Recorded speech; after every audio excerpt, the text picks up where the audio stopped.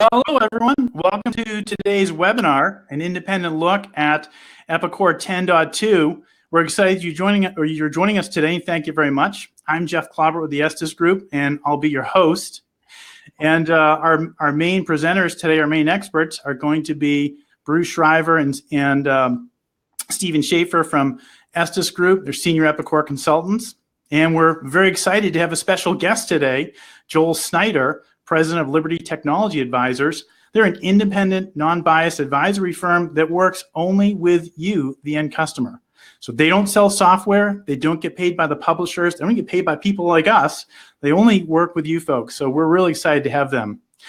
By the way, I also want to let you know, there are no publishers online today. We've kicked them all off. This is your event and your opportunity to talk openly with the expert here. So we're super excited about that. Just a little housekeeping before we get started. The way this session is set up today is we're going to have 3 demo segments. We're going to be looking at the active homepage, Epicor Data Discovery, and the Mobile CRM. And the way we're going to break up those sections is that we're going to have 10-minute, Bruce and Stephen are going to do 10-minute demo and explanation of each feature, and then we're going to turn it over to Joel to provide some color commentary on how Epicor is doing on delivering on their promise of enhancing the user experience. That'll also be your opportunity to ask questions during that segment. The way you ask questions, by the way, is just to put them into the chat window. I'm the moderator, so I'll be queuing up the questions. And because we want to get through all 3 segments during this session, we're going to stay right on time. And that's my job. I'll keep us on track. But that also means that we may not get to all of your questions within that segment during the actual segment. But don't worry, because at the end of the 3 segments, we're going to open it up and we're going to have the extended Q&A, and we'll stay on for as long as you need.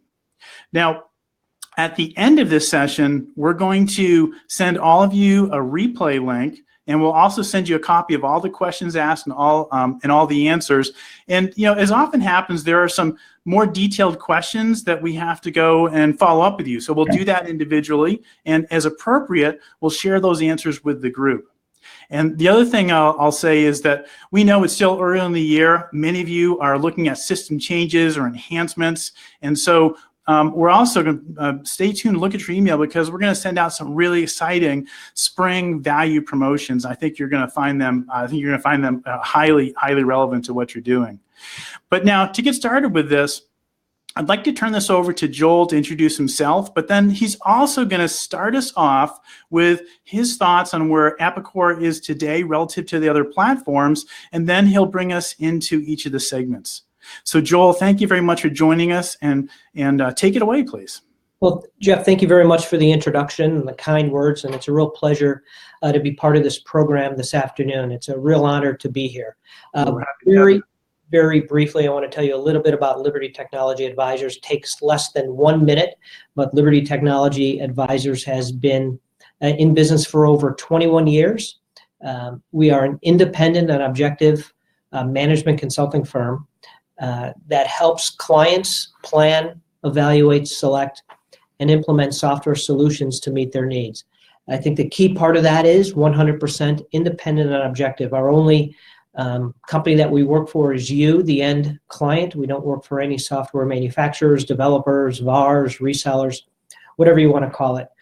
The services we provide is, I mentioned very briefly, we help our clients evaluate and select software, negotiate the contracts, and most importantly, help them with the implementation, performing what we call active project management and business process reengineering to help you get the most value out of the investment you're making in ERP solution. So that's what we do. We're based in Northbrook, Illinois, and we serve clients throughout the United States and just about every continent on the planet, as a matter of fact. So that's a very brief overview about Liberty Technology Advisors.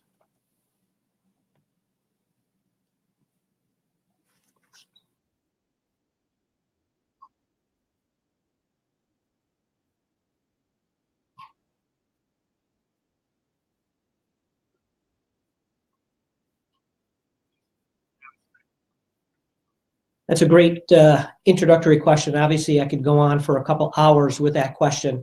But as most people know, that's part of this program today. Epicor has been around a long time. I believe they have close to 20,000 customers. So that's quite an installed base that shows quite success on the part of Epicor. Their strength in the marketplace is the mid-market manufacturing and distribution industries, really strong in make-to-order, engineer-to-order, repetitive, discrete. They're not too strong in process manufacturing and some other vertical industries, maybe food and beverage. But the real key to success with Epicor and some of the things that have held them back a little bit, so both of those keys of the success and holding them back, a little bit is perception, which is the user interface, which in version 8, version 9 has been not up to some industry standards that we've seen with other software developers out there, and the technology associated with it on the back end. As many of you may know, the previous versions of Epicor were not as strong and well architected on the back end with version 9. However, some of the improvements that we've seen from an independent perspective have improved in version 10, and I'm excited to see what I see on the user interface side on version 10 as well. But the real key to success, whether it's Epicor or any other product, is all about delivery, services, and expectation that you get from the organization behind that product, whether it's Epicor Direct or an Epicor reseller or any other product that you may want to go with. The key is the company that's going to service, implement, manage that implementation. So it's all about setting really solid expectations up front. For this program today, I'm looking forward to seeing the improved user interface, that new homepage, some mobile and CRM applications, some of the other new stuff that is coming out in version 10. So I'm excited about what we're going to see today. I truly am, and I look forward, Jeff, like you said, to provide feedback at the end of one of these sessions, because I'm looking forward to seeing it, because I have not seen it. That's great. Well, we're very excited too. So I appreciate you sharing that sort of candid, unvarnished input right up front. And this is just a completely open forum, closed forum. Actually, we made sure no publishers are online here. So this is just this is for you. This is for you, everybody. So now we're going to transition into the 15-minute segments. Again, we're going to cover 3 segments. They're going to build on each other. Active homepage is we're going to start with that. And then we're going to go into Epicor Data Discovery, which is the engine that drives active homepage. And then finally, since we are now living in, of course, a mobile world, Bruce Shriver is going to demo a mobile CRM actually live on his phone. So live demo on a mobile phone. So it's pretty neat. So the way this is going to be set up here is Bruce and Stephen will spend 10 minutes in each segment.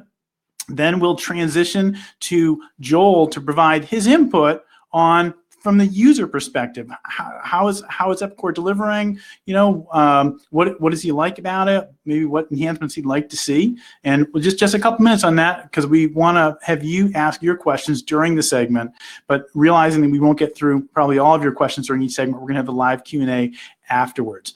Okay, so with that, let me stop talking and hand it over to the folks that really matter from the Estes group, Stephen and Bruce. Take it away, guys. Thanks for having us.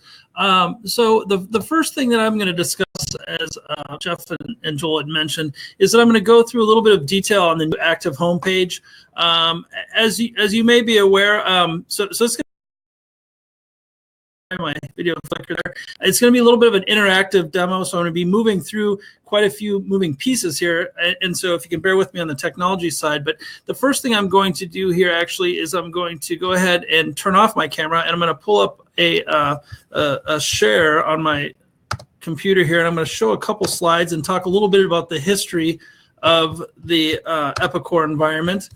And I guess if you could confirm, Jeff, are you seeing my screen at this point, I assume? You can see your screen. Thanks so much. Appreciate that. So what I wanted to talk about here first was a little bit about the history of the client, the Epicor product. Some of you who have been with Epicor for several years probably recognize this older interface at the Epicor 905, or even Vantage Vista, kind of a textual interface to the product. A lot of clicking through menus, trying to run reports and get to the data that you need. And then, when the Epicor 10 came out, the modern interface came along, had more of a touchscreen interface. It could deliver some streaming information, kind of as you see on the right there, if you're utilizing Epicor Social, but still fairly static data on the interface. And now with the Epicor 10.2 delivery, what we're going to see when Stephen demos this here shortly is these new key performance indicators that are being delivered right out of the box. And I'm just going to put them up here, go through them real quick. So currently there's 3 of them. And the key point here too is these are role-based performance indicators, correct? Yep, correct. Thank you. So based on your job role, right, these are canned, and they'll make more sense when Stephen shows them, but they're actually canned data or canned configuration of data, I guess I should say, of this information. So on that first vertical tab there under finance, you can see the AP, the AR, the cash on hand, sales year to date, things on the finance front. Obviously, the manufacturing, downtime, reason, frequency, quote win, quote loss, quotes count and amount, and the other items there. And I won't read through all of them, but on the supply chain management side, the key information there that needs to be delivered. And so these are canned and out of the box. And so without further ado, I'm going to go ahead and minimize this now at this point and turn it over to Stephen. And so he's actually going to be in the product here. We're working out of the training sales image training database. I'm sure several of you are familiar with it. Stephen, are you there? I am. Good morning, Bruce. How are you? Great talking to you. Okay, so I'm going to open up Epicor, and those of you can see my screen. And hey, just real quick, Bruce, why don't you turn your camera off so we can maximize the screen? My apologies. One moment, please. I 1 second here. Too many things going on at the same time. Thank you. A lot going on there. There we go. I think that will help. Absolutely. Okay, so this is a customized home screen that I've made for myself, and I've added different things on here. These are called groups, each one of these different sections. And inside each one of these sections, I have tiles. Some are graphical, some are just informational. The informational ones are called 1x1s. These other ones are just called data views. But you can see I can have certain things on here. I can have a link to my social screen. I can have a shortcut to a tracker. I can have a shortcut to order entry. I can open up straight away here. You see this data is being updated as we go along in the screen, and you can see each one is being hit. I can even embed a website at the very bottom here. They've embedded a website in here too. So I've taken a standard screen they've included in sales image and modified it a little bit to my liking. I can have a link to my favorite website, my vendor's website. In the edit mode, I need to be in the save mode. So I can go out to my favorite vendor's website, do what I need to do there, come back. So I still can go out there and use the software from here, being these regular menus, and you can change those any way, which way you like. And come back in here. I can have a logo. I have my favorites and recents here, and that's based on these tabs down below. So, and it's just as easy as was before. Right click and say add it to my favorites. Recents, I can say where have I been lately, and I can go click on something and open it up, and it'll come up in the screen. And it's got a cache just like normal, and I can go start working on it. So I can go in here, and I'm going to show you one of the standard ones. So I'm going to come up here to this settings tab, and this is where I can add colors and I can do the logo. But on the home page here, I'm going to change this out, and I'm going to go up and I'm going to pull up one of these 3 system layouts that Bruce talked about. I'll pull up supply chain and show you. Stephen, let me just interrupt you real quick. A couple of folks are having problems with audio and video in the screen. Can you just let me know if you resolve those and if you're hearing and seeing us okay? Go ahead, Stephen. Okay. So I discard my changes, and you can see it's going to take a little bit to load, not too long, but each one of these different views will load. And you can see these are the standard ones like Bruce said out of the box. Some are graphical, some of the one-by-ones. So if I want to go back to my custom view, because it's a system one, I have to come in here and it's going to make a copy of it. And I'm going to say yes. And then I'm going to go into save mode. And then I'm going to come up to settings. And I'm going to import my custom view that I created for myself.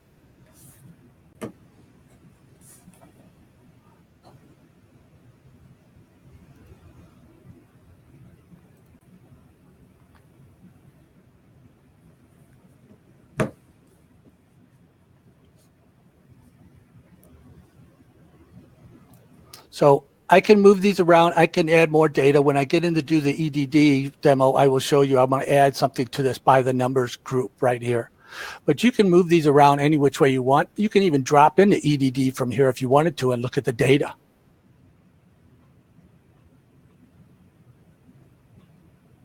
And then by hovering my mouse over, it will show me information about that. And then when I'm done, I can make changes and save it, and then come back here to my regular homepage. So Joel, that shows you what they can do with their homepage. It's quite different, and I think the information here is going to be very useful in the workplace. Much.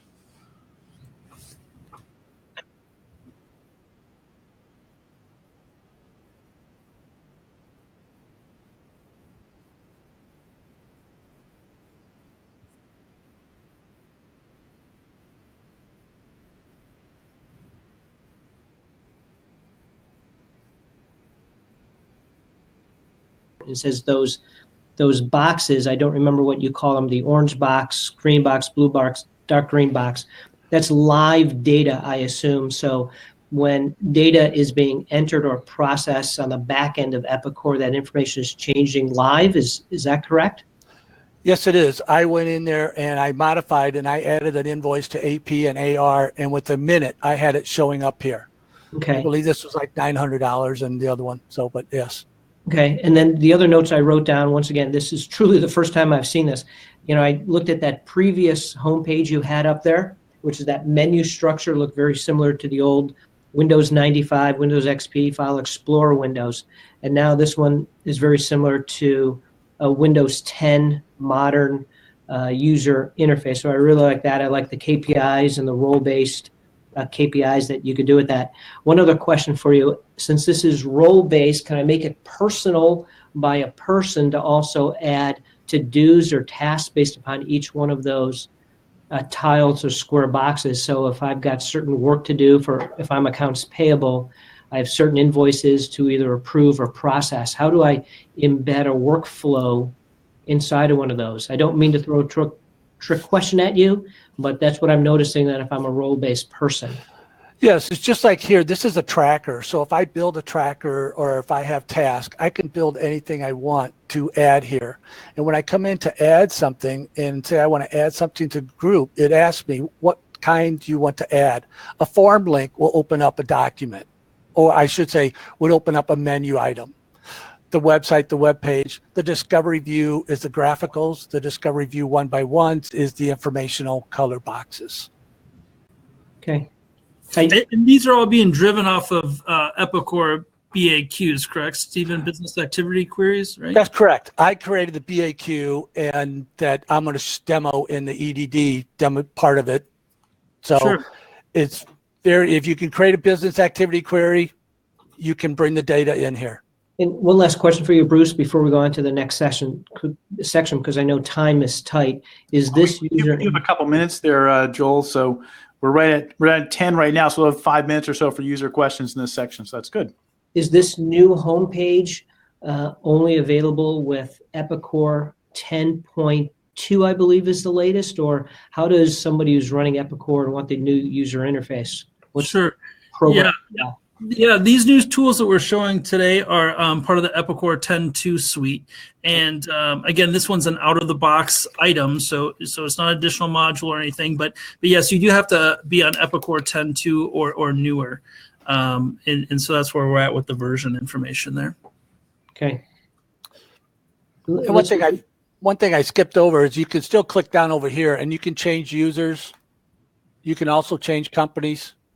Sure. Work in that environment, multi-site, multi-company environment. Yeah, speaking of which, you mentioned those logos up next to the company name there. That's a great new feature as well. So basically, they can put a custom, if they're multi-company, they could put custom logos up there so that when you're switching through the companies, you could have different logos showing up there and have a quick visual as to exactly where you're at as well, right? That's correct. Yeah, it's real simple and easy. When I do this, and I'm going to set the logo image, I'm going to pick the one that I want. And hey, while you're doing that, let me tee up the first question here just to keep us on track. So Phil asked, what kind of performance impact does that have with 50 plus users all running a real-time data package like this? Great question, Phil. Sure, I'll speak to that. So these are BAQs, and they're caching the information. With the new Microsoft stack that's been developed, or the new Epicor 10.2 that's been developed on top of the Microsoft stack, the feedback that we've been getting from our customers thus far has been great. There really hasn't been much of a performance issue. As always, depending on the network and the bandwidth and whatnot internally, it's not too bad. These are fairly thin bits of information being delivered. That's great. Thank you, Bruce. Sam had a question. How does this slow down the system? How much does it consume in resources? Sure. I guess that's, kind of a follow-up question. I guess similar answer there. And in fact, these are actually even developed, as we'll see shortly. Epicor's got a mobile-first initiative, and these are actually even delivered to be consumed on mobile devices as well. So the information is definitely very small packets, and it's not a major performance hit in that regard. And Jeff, this is Joel. I just want to again follow up on the first two questions, which are follow-up questions. Oh, sure, yeah. Follow-up to that is, I'm looking at this user interface. It looks like a traditional rich client interface. Can it be run inside a browser? So you don't need that web link at the bottom because it's all tab-based, browser-based? Yeah, this interface could be utilized through Epic Web, Epicor's web client deployment interface. Great. Correct. Yeah, so we could publish it out in that regard, definitely. And then we'll get to more, and we talk about in a web browser as well. Shortly here, when we start talking more about the back-end engine of the EDD here, we'll talk a little bit more about actually consuming these on mobile devices as well. Okay, well, we got time for just a few more questions here in this section. So this is from Mark. Is 10.2 considered an upgrade over 10.1, or does Epicor consider it an entirely new version? There's different cadence on that, and I guess naming conventions as well. But when you go from 10.1 to 10.2, it's definitely a different version. It's not a total rewrite. I mean, it's still built on the same code stack. But let's say you were going to upgrade from Epicor 10.1 to Epicor 10.2. In that regard, when you're changing the second numeric position of the, not to get too deep here, of the version, it actually is a separate install. It's not necessarily like we're installing a patch. It's a complete new install of the code base. Okay. So normally you would reinstall, I guess, to go from 10.1 to 10.2. My recommendation would be having a totally independent test environment spun up to do that. Okay, Mark, we can get with the efforts too to give you a more detailed answer as your environment. Okay, one last question here. We got to be quick on this, guys. From Lisa, what size of bandwidth or internet speed would be suggested for this release of Epicor? I admit I'd have to look up the spec doc and confirm exactly what they're recommending. I guess you're talking on the internal network for throughput. If you could mark that one for a follow-up for me. Okay, will do. All right, guys, we're right on our 15 minutes here. So what I want to do is transition back to the next segment, which is Epicor Data Discovery. This is the engine that drives the homepage here. And I know you've got some great stuff for us. So take it away, guys. Yeah, absolutely. Thank you. All right, I'm going to I guess, go ahead and leave this up and give a brief introduction on the Epicor Data Discovery. As you mentioned, Jeff, the EDD, or Epicor Data Discovery, is the back-end engine that's running the new active homepage here, and basically it allows you to easily modify this data, which is how Stephen set this up, and he'll show us in greater detail here shortly. But modify this data to your specific needs and customize them, save them out per user. You can publish those items also for different groups of people and have them consume them. Of course, one key piece of information is that you can also restrict information. So, for example, if you have financial things and you don't want to share them with your manufacturing floor, those items wouldn't be able to be viewed by those individuals. So there's definitely a security layer here as well. And then the other great part of it is, again, with the mobile first initiative, these are built to be consumed on mobile devices, and Stephen will show us some examples of how that's done, as far as how it's going to look on the devices and how kind of a high level of how to publish those. The other key thing I think in that regard is that when you're using it on a mobile device, you don't have to actually be logged into a client on your machine, obviously, right? So if you're not a power user or a user of the product day to day, let's say you're an executive or something of that effect, and you want to consume some of this EDD information on your phone, you can easily log in and see just the information you want to see like this, and you don't have to dig in and run reports and dig for data. So it's an excellent way to do business analysis and analytics on a thin client. So with that, I think I'll pass it back over to Stephen, if I could, and he'll show us more about the in-depth EDD. One other thing, I guess I do want to mention again, this is out-of-the-box functionality. This isn't a module that you have to purchase or add on in any way, shape, or form. So if you have Epicor 10.2 or higher, then you'll have this functionality. Okay, thank you, Bruce. So like I said, on this homepage, these one by ones in these graphical views, these are out of the box. So I'm going to come in and I'm going to add a new one. So in order to do that, I have to turn on, Bruce, I'm having trouble. There we go. I have to go to the Epicor Data Discovery view. And this is a separate engine, like you said. And these are all the ones out of the box, plus any ones that you create. So I'm going to create one real quick. You can see I've been down here playing and testing. So, but to do this, I'm going to create one real quick out of this BAQ I created earlier. So I'm going to click on this, and I'm going to cancel out of that. So as you see that, there was a progress bar that was coming across. What happened there, Bruce? Oh, uh-oh. I think hit a refresh here. Nothing like a live demo. Can I drive for 1 second? Go right ahead. Yep, I think if we hit a refresh here, it looked like at one point it was going to authenticate. I apologize. Let me go ahead and just close that and relaunch it then. I believe what happened is the security had timed out, and then it wanted us to log back in there. Oh, I apologize. Are we on Epicor here, right? Yes, sir. Sorry for that. Live demo. Nothing like a live demo, but I think we did okay recovering there. So go ahead, Steve. Okay. Good job. So anyway, so I'm going to create and I'm going to add. I'm going to create a new data discovery. So I click on this plus sign.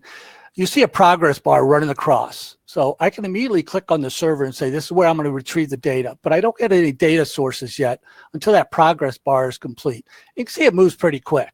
So once it goes away, then I can see all of these BAQs that have been created. And these are the ones out of the box, plus the one that I did previously. I'm going to say okay here, and I'm going to bring it up. All right, so first things is we're going to have rows, columns. I'm going to add different data to this. So the first thing I want to add is I'm going to go to order header. I'm going to expand this, and I'm going to go to order date. And then I'm going to say month name. There's a couple ways to get it up here. I could drag it and make sure I've noticed it has to turn that different shade of gray.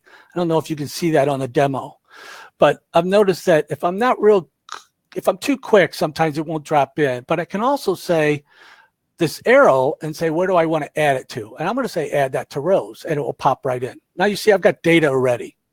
And if I hold my cursor over it, you can see that it's showing me some data, the month name and the order quantity. Well, I want a little bit more than that. I can also change these colors if I wanted to. You have those choices as well. So I can pick a different color scheme if I wanted to.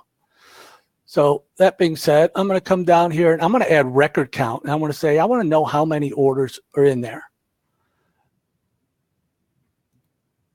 And then if I hold my cursor over it, you can see now I've got record counts in there. Now, another thing is, all right, I want to say, I want some more useful information. I'm going to add product group, and I'm going to add it to the category. So now I've got product groups running across the bottom. You see this. So, and then I put the record count in the wrong place. I want to put it on size. And say I missed it. So I get it in there. So now once I get it in size, you can see these things. The size is relative to the information being presented. Now, if I click on one of these, I can show the details behind it, and it will open up down here below. So I can also, there's a button down here that I can click on and show that detail as well. So that being said, I want to do one last thing, and I want to do some animation. So basically, it'll change the data that I see, and I'm going to animate this by territory. So when I do that, drop that in, you see I should have, if I could drop it in there properly. See, it takes some getting used to. And sometimes if I'm too quick. So now you can see I get the scroll bar running across the top. And I could pause this anytime I want and say, okay, I want to see that data. I can also say, you know what, I'm in too much of a hurry. I'm going to jump over to this section. And then I can pause that. Another thing I can do is I can have filters over here on the far right. And I can filter this by cust ID.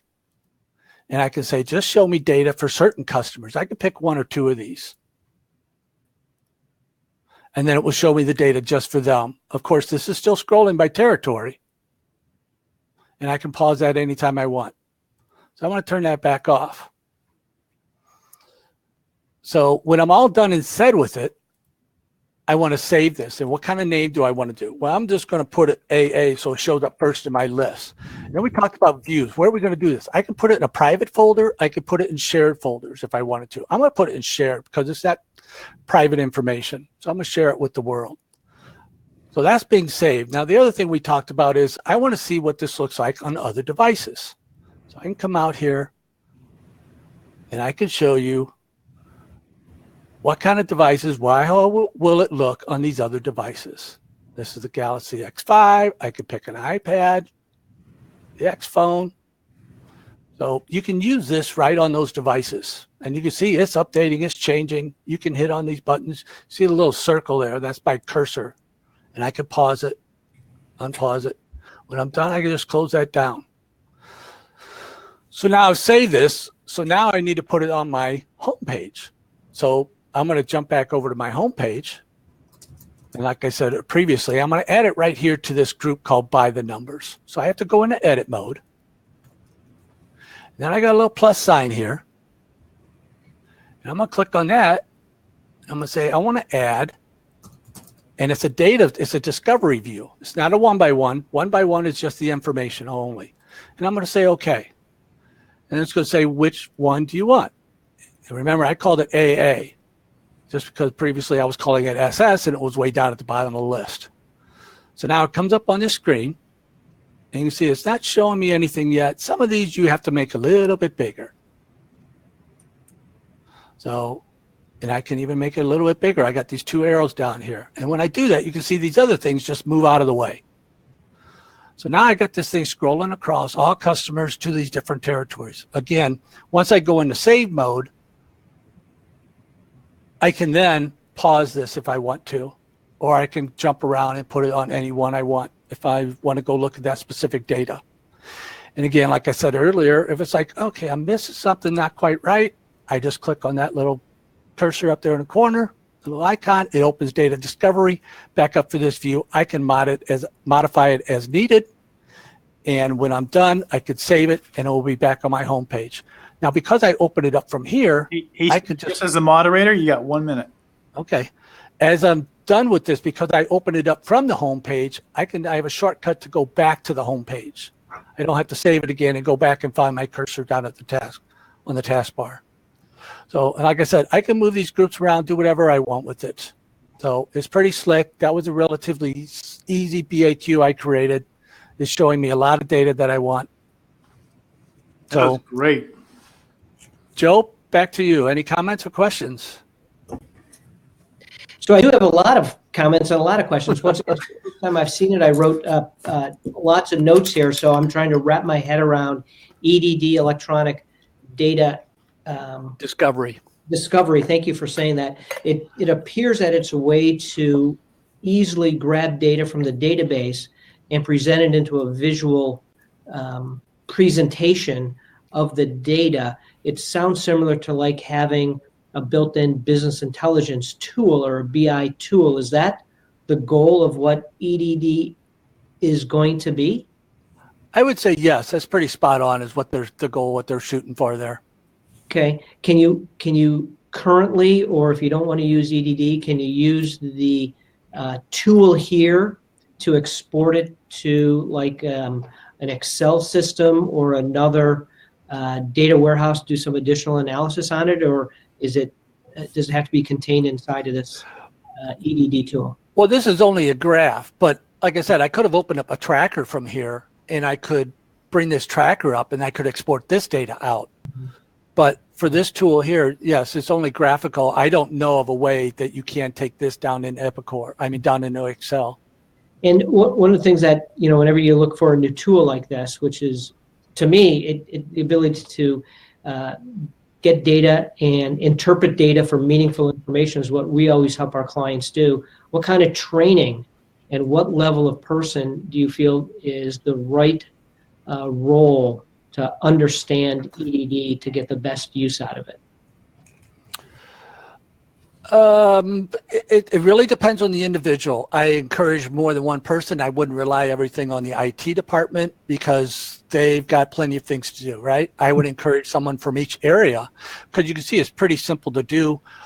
If I can create a BAQ, most people should be able to create BAQs. Now, some BAQs are more involved than others, and you may need a resource for that.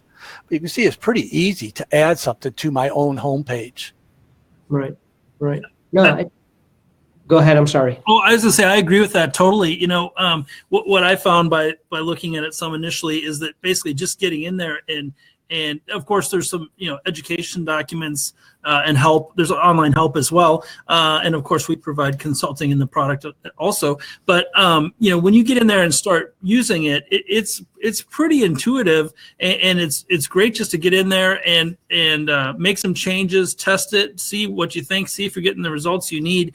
And you can always go back to your defaults as well. So it's great. It's kind of like getting in the kitchen and trying it and go for it.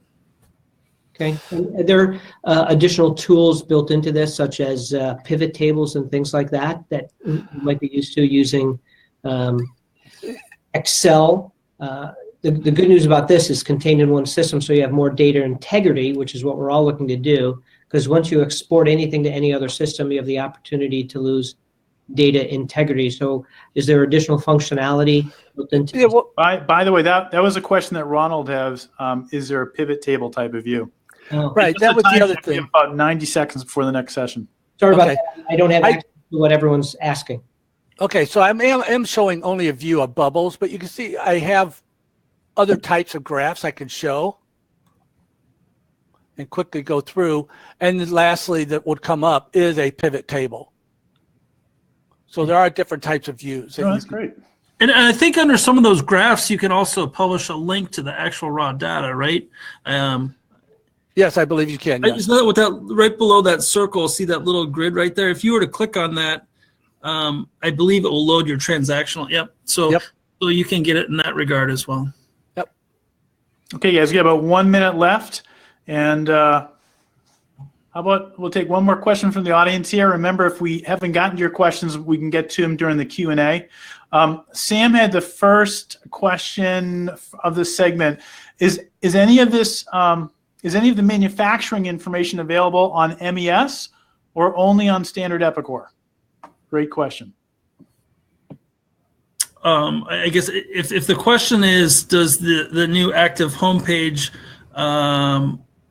function in the MES environment, I admit that's one thing I'm going to have to research and follow up with the question on. We'll take that as a follow-up. We'll get back to you specifically, Sam.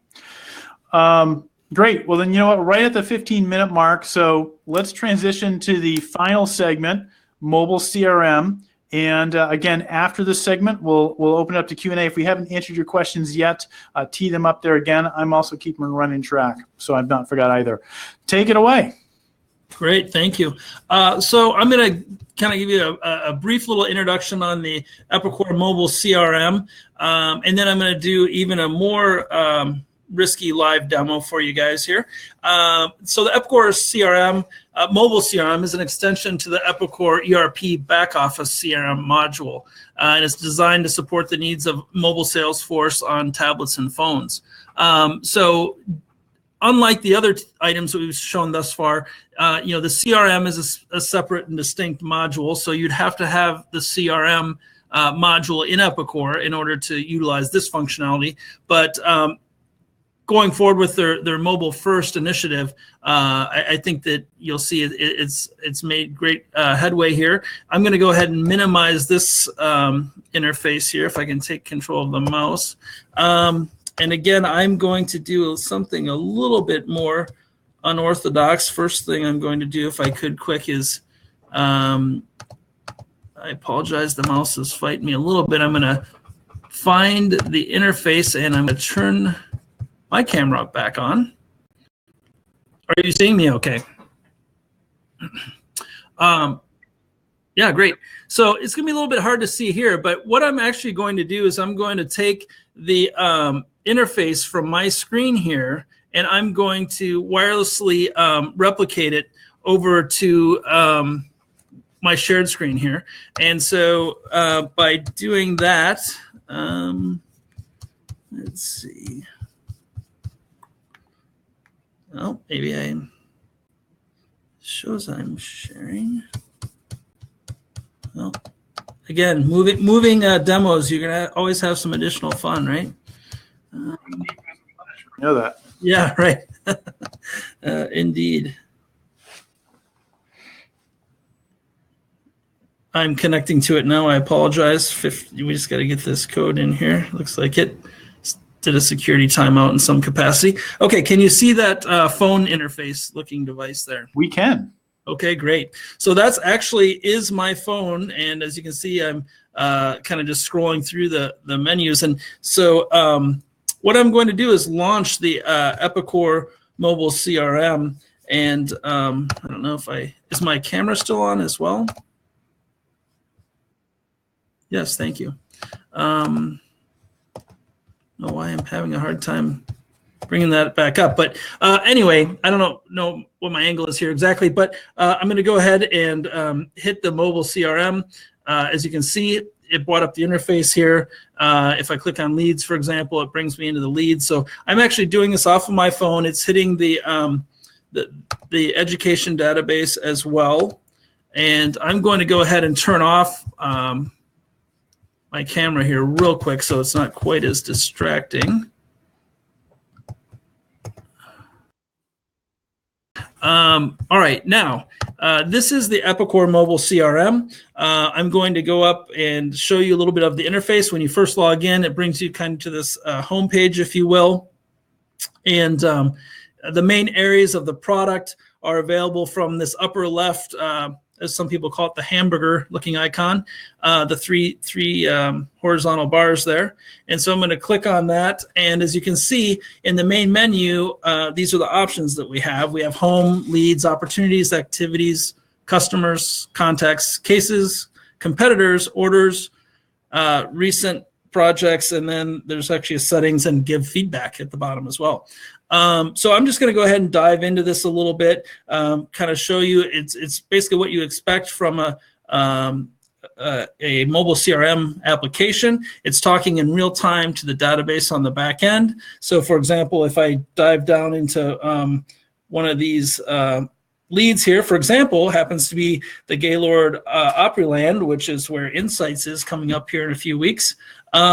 I can get the pertinent details on that lead. I can actually, if you see next to the address there, there's that little map-looking icon. I'll go ahead and touch that guy. And as you can see, it opens it up right in the Google Maps. So if I'm on the road and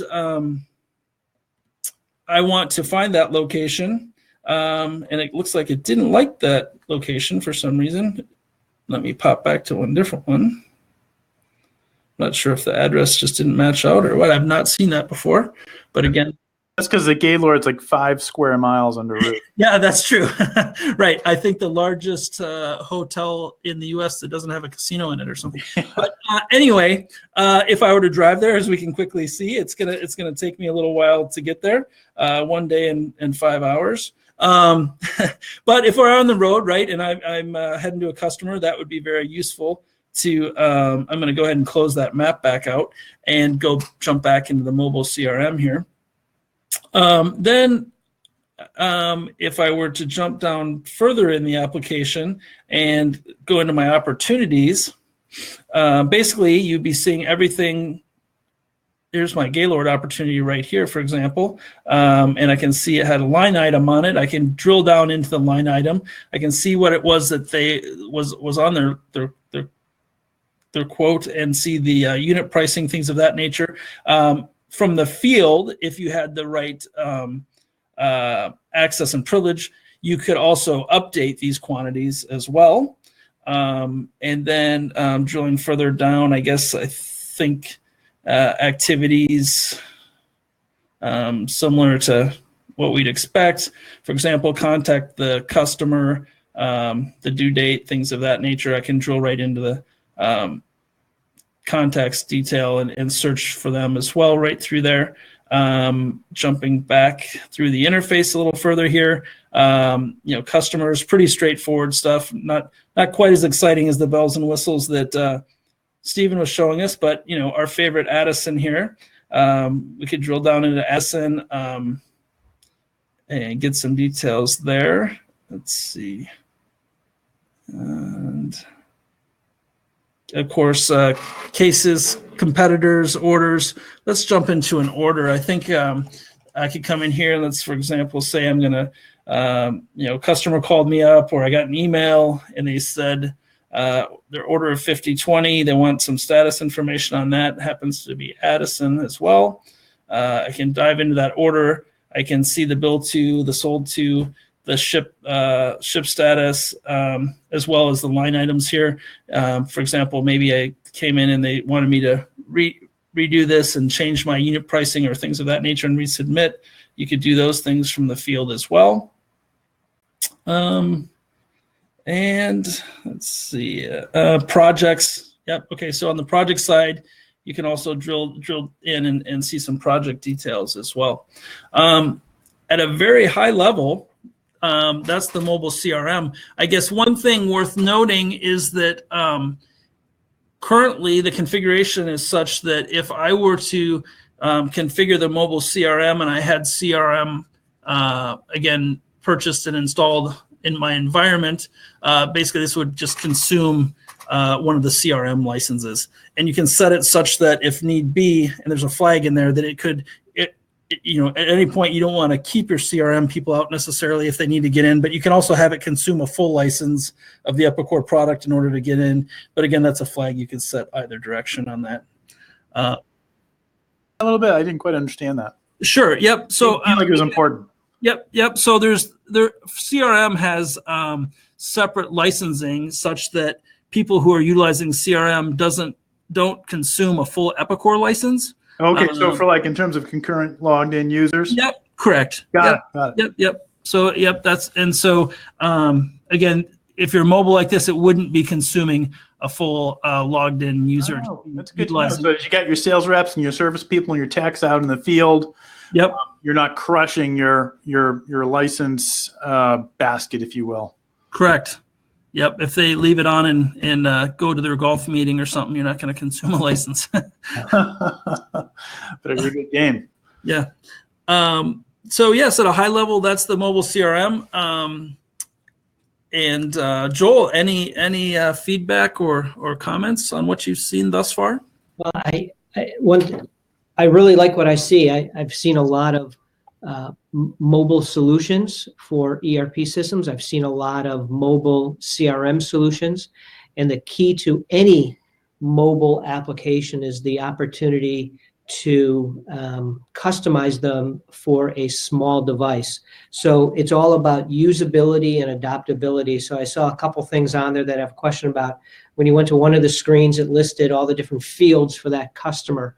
On a mobile device, you want to minimize the number of fields and have it only what's important to each user, depending on who they are. If I'm the VP of sales, I might get different information than a mobile user who's out at a trade show taking an order. Tell me about the adaptability for these devices to be customized depending on who they are, so it makes them easier to use to get more people using them, because this is the future, but they have to be adaptable for each different person. Sure.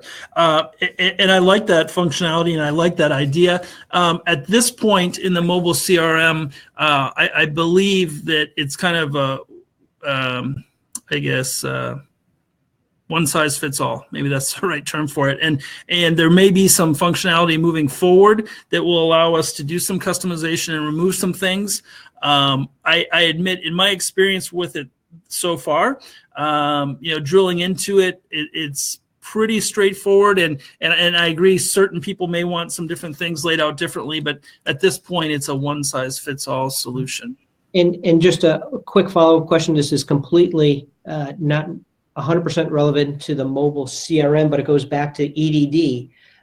If I'm on an iPad sitting at home at night, I want to drill into what's happening with sales on my iPad. Can I utilize some of that functionality to display it on my iPad while I'm watching TV?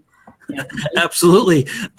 Yeah, you can. We can publish those EDD views for consumption on those different devices. And Stephen showed a little bit about kind of what the format would look like on those different devices, and then you can publish those out and consume them as well. And one last question: the mobile CRM that we're looking at here, is it only available in Epicor 10 and above? The mobile CRM was at 10.2 and above. Okay. And one thing, thank you for asking that, which jogged my memory. One thing I didn't mention, it's available in the Apple App Store, as well as available for the Androids as well. So, for example, if anyone on this call, if you went to your App Store right now and you search for Epicor Mobile CRM, you'll see it right there in the App Store, and it's a free download. So that's how I got this on my phone. Okay, that helps quite a bit right there. Yeah. Questions from the audience here. Ronald has a question. Is this mobile app an additional license if he already owns the CRM module? Right. It's not. It's basically, if you already own the Epicor CRM, you can add in the installation and configuration for mobile CRM, and it's not an additional licensing. That's great. So then another question: how much does the mobile CRM cost? And there's no cost to it.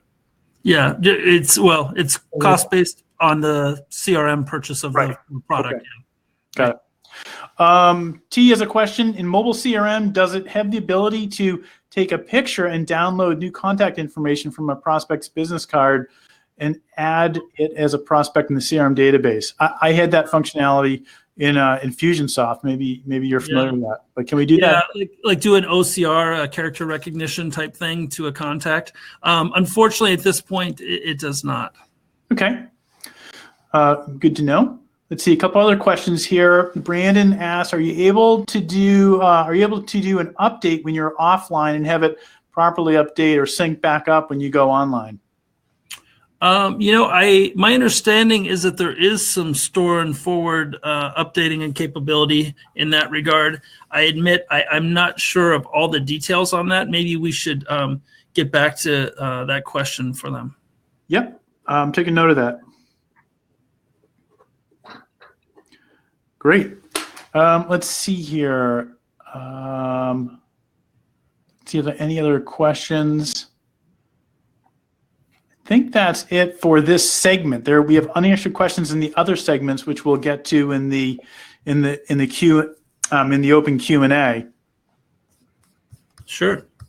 We've got 1 minute left. If I'm being very rule bound here, anything we want to cover? You want to closing thoughts on mobile CRM? Again, the feedback from our current customers who are starting to utilize it has been great. I think it's a great step in the right direction. In the past, unfortunately, there had definitely been some question marks around the CRM product, and I think they're making great headway in this regard.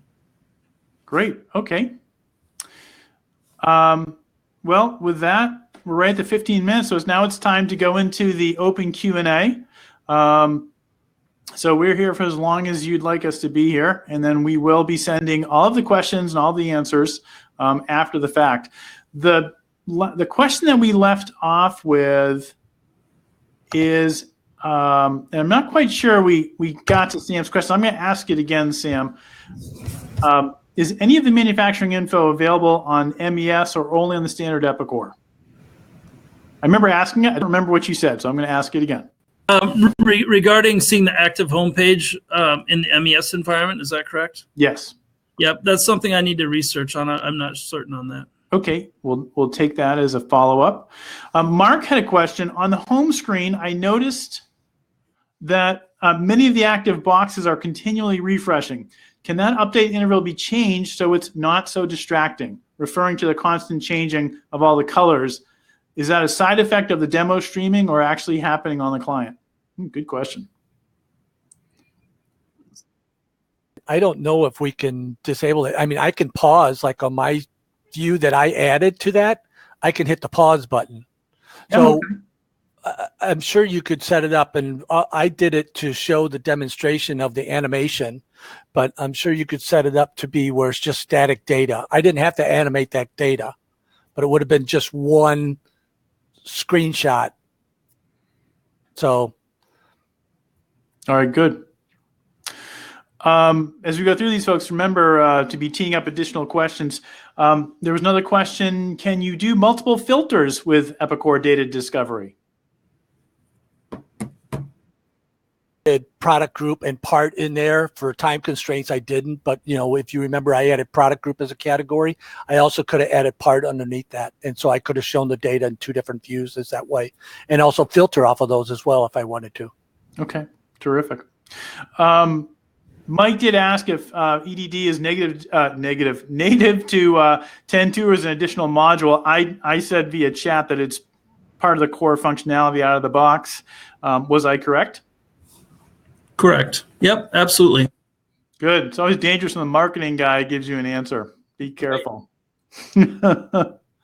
Let's see here. We did talk about there is a pivot table type of view. So you and Ronald, Joel, were thinking along the same lines. Let's see here. T had a question. Do you, on creating and adding more standard types of reports in the future, so that they do have to be, pardon me, I'm reading here. So are we going to be adding more types of standard reports from the future so we don't have to create them from scratch? More on the reporting side, or is this? Yeah, so Stephen was going through and creating reports, and I think T is asking, is Epicor going to be expanding its library of standard reports based on customer feedback, and so we don't have to create them from scratch in the future?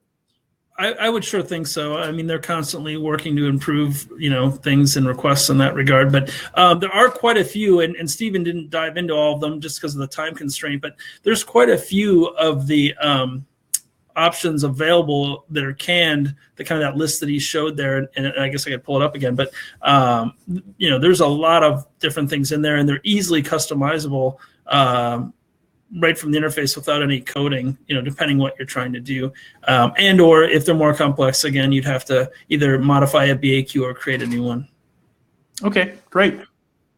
One thing is that we have these, you could take one of those standard BAQs that's already there, just like normal, and tweak that. Say it's almost there to what I want. I want to add a little bit more information or tweak it in this manner. Great, and just for to clarify terms you did in the past, but as a refresher, BAQ is business activity query? Yes, sir. Great. Another question, do we have to have Excel or Word loaded on the PC so that we can utilize it, loaded on the PC that we're utilizing this on? No, that would not be a requirement. Good.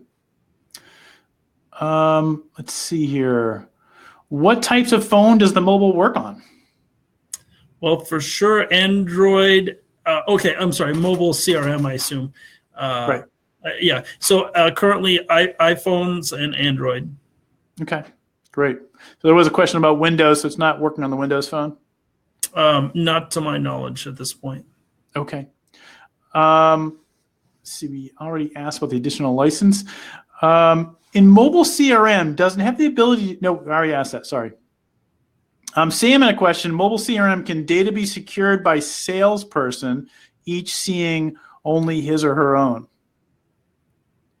Yeah, I think that I think that is an option, because when it's similar to how you can configure the mobile CRM to filter out in that regard as well. Why don't we take that as a follow-up? Yeah, we should definitely. Thank you. Mobile CRM be locked down by sales rep. Okay, good. We'll get back to that, Sam. Rhonda has a question. Can you talk about permissions and security a bit more on the homepage? Are there groups, individual users? Expand on that if you would. Stephen, you want to take that one, or you want me to? We had those public and private views based on standard security. You can decide who has access to those folders. That's basically it. Underneath the shared folders, I can even have individual names underneath that or roles assigned to it. So there is pretty locked tight. And can you, question I kind of follow up to Rhonda's question, can you lock it down so that only, you got finance, manufacturing, and the other different types of role-based KPIs. Can you lock it down so only users in those roles can see that information? Yes, because again, you're going to have to do the homepage and the EDD, there are different types of users, an admin, a designer, a regular viewer. So okay. You're not going to give those rights to everybody. Okay, good. And as we go through, folks, and if you have follow-up questions or you didn't quite get it right, just please re-ask the question, give us clarification. Let's see, Jeremy has a question. Does EDD have the ability to import plant layout and overlay a heat map that relates to things like throughput, scrap, and whatnot?